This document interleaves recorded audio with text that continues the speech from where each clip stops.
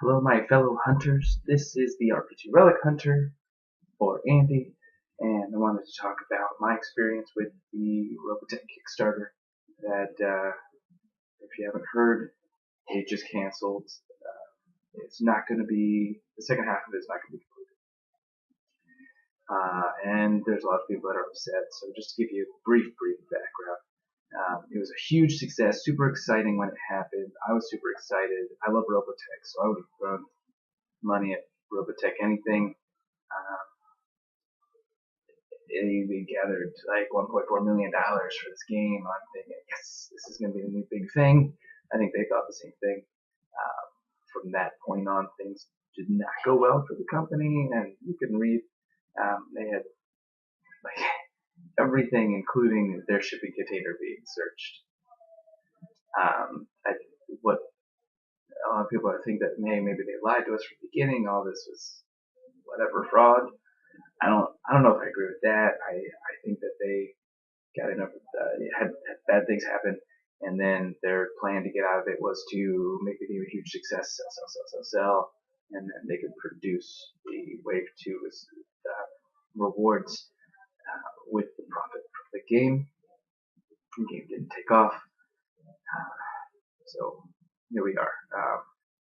And now it's kind of disappointing because they said, well, any reward dollars left over you have to spend on the stuff, and then you have to pay shipping because they don't even have enough money to cover that, which is super disappointing. Now I'm a big fan of Palladium books.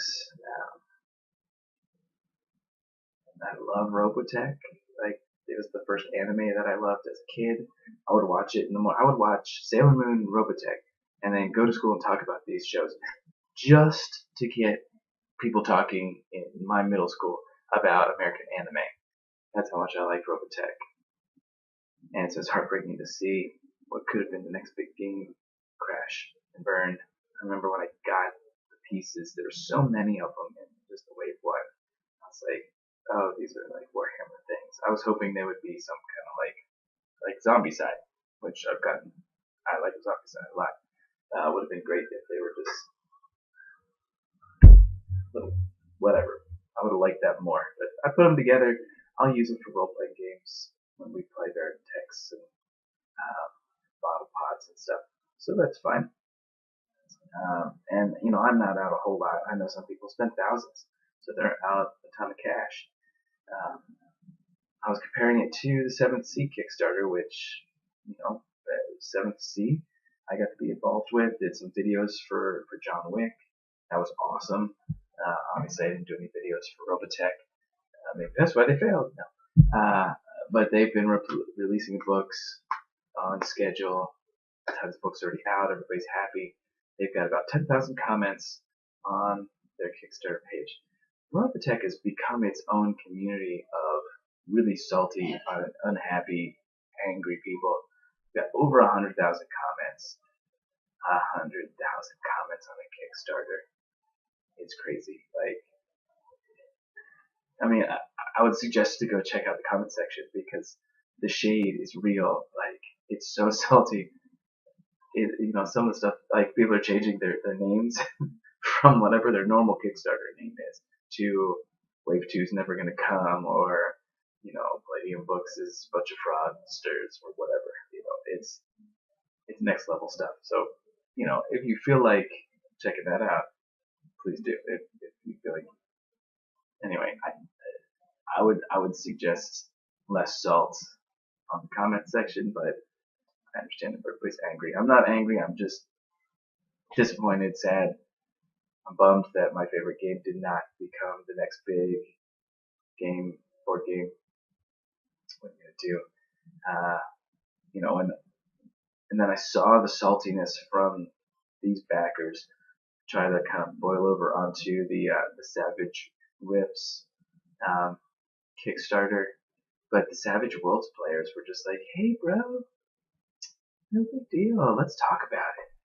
And I could watch the comments. The person would come in with salt, and then the backers would be like, "Hey, it's cool. Let's talk about it." And then they'd leave feeling better. So that's cool. And I got to talk to. You can check out my video on the Savage World riffs. Talked to Sean Patrick Bannon. And he was a pretty cool guy. He thought that the people over at Palladium Books were cool folks. That they just kind of got a bad shake on this, and it didn't go the way they had planned. So, for my 2 cents, I think they tried to sell their way out of the problem, and I get it. It's not like there's another solution when things go bad. Yeah, it breaks my heart to see.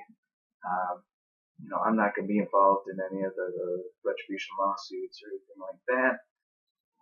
I hope that people can find it in their heart to move past the anger and just kind of go back to loving RoboTech.